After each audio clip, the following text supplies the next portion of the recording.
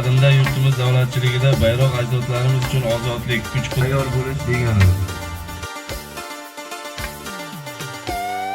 Vatanimizga ko'z tegmasin. Bayramlar muborak bo'lsin.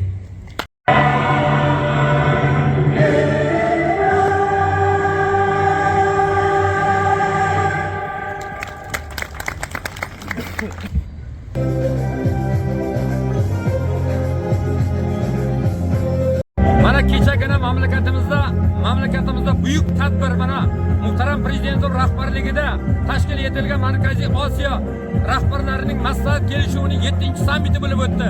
Shu yerda ham bizning bayrog'imiz 6 ta mamlakatning bayrog'i ichida bag'oyat go'zal ko'rinishlari. Bugun bayroq bayrami o'tyapti. Mana shu bayroq ko'targan yosh yigit qizlarimiz ko'chalar bo'ylab yurayapti. Bu mamlakatimizning simvoli, bu bayroqning muqaddasligi, bayroqning naqadar go'zalligi bizni mamlakatimizda yanada yuqori tantana qiladi. Kechagina davlatimiz rahbarining o'zi Yangi O'zbekiston gazetasiga Markaziy Osiyo yangi davr ostonasida degan maqolasi chiqdi.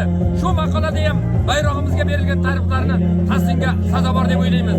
Bayroqni qancha azizoslasak, uni qancha madh etsak, undagi maqsad, undagi ko'rk shunchalik o'z aksini topaveradi.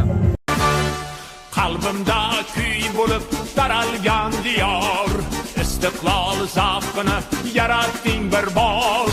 O'zing yagonasan, zo'r chiroying bor, baxt to'la gul vatan O'zbekistonsan. Bayrog'ing boshingda hilpirar, porlagay istiqlol mash'ali.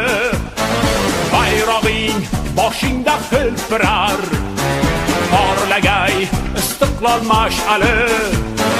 Qumoqush oy yulduz yaltirar, qalqondir o'zbekning askari.